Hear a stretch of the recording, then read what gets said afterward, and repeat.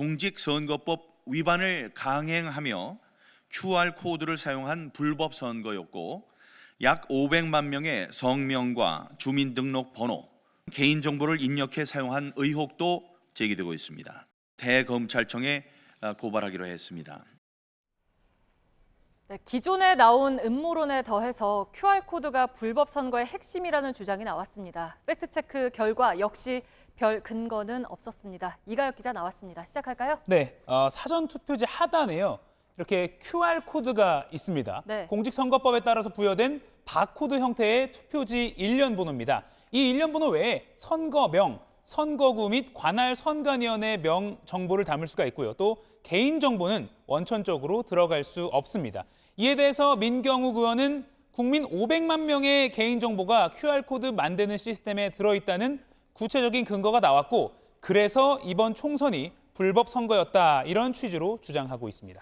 네, 그러니까 500만 명의 개인정보라고 콕 집어서 이야기를 했는데 사실입니까? 뭐 출처가 있습니까? 네, 민 의원이 증거라고 제시한 문서를 저희가 확인해 봤습니다. 네. 이건 QR코드와는 관련이 없습니다. 조달청 홈페이지에 공개돼 있는 겁니다. 2020년 선거정보 시스템 위탁 운영 사업 제안서라는 문건인데요. 이 제목대로 선관위가 전산 업무를 관리를 맡길 그 민간 업체에 개인정보 관리 역량을 평가받아야 한다 이렇게 공고하는 내용일 네. 뿐입니다. 무엇보다 500만 명이라는 숫자도 유권자와는 무관합니다. 최근에 대선, 총선, 지방선거에 출마한 후보자들의 개인정보가 포함됩니다. 왜 이 집집마다 날아오는 공보물 보면요. 네. 후보자의 학력이나 또 전과 이런 게 다 나오죠. 그런 겁니다. 이 밖에 각 선거에 참여한 선거관리원 또 각 당이 추천한 참관인 등의 인적 사항이 있습니다. 그러니까 이런 사람들의 선거와 관련된 사람들의 개인정보는 선거 업무상 갖고 있겠다. 그리고 이런 관리 시스템의 최대 용량이 500만 명이라는 뜻입니다.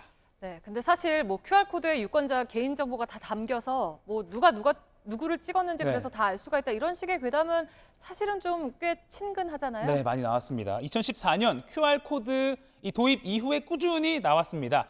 선관위의 설명은요, 계속 이겁니다.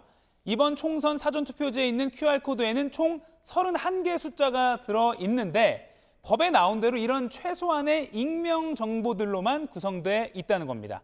지난 지방선거 때 투표용지 길이를 뜻하는 숫자 3자리가 더 있었지만 국회 지적을 받아서 이건 뺐습니다. 논란은 오히려 다른 데 있습니다. 네. 이 선거법에는 막대 모양의 바코드라고 되어 있어서 이 QR코드는 위법이라는 겁니다. 이거 막대 모양이 아니라고 볼 수 있으니까요. 이 관련해서 현재 개정안이 올라와 있습니다.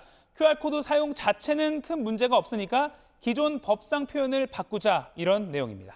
네, 아무튼 미니원이나 일부 유튜버들은 어쨌든 그 막대기 모양이 아니라 이 QR코드를 쓴 이상 불법 선거다라는 네. 주장인 거고 그래서 이제 중앙선관위 관계자들을 고발하겠다는 거죠? 네, 그런데요. 사전투표지 이 QR코드 의혹과 관련해서는 이미 대법원이 2차례 결론을 낸 적이 있습니다. 2018년 지방선거 당시 사전투표지 QR코드에 개인정보가 다 들어있다.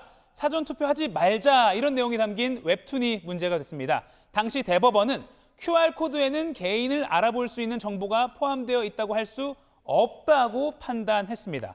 또 각하로 최종 결론난 제19대 대선 무효 소송에 대해서도 대법원은 바코드로 인한 비밀 침해는 없다. 선거 사무에 어떠한 규정 위반이 있다고 볼 수도 없다고 판단했습니다.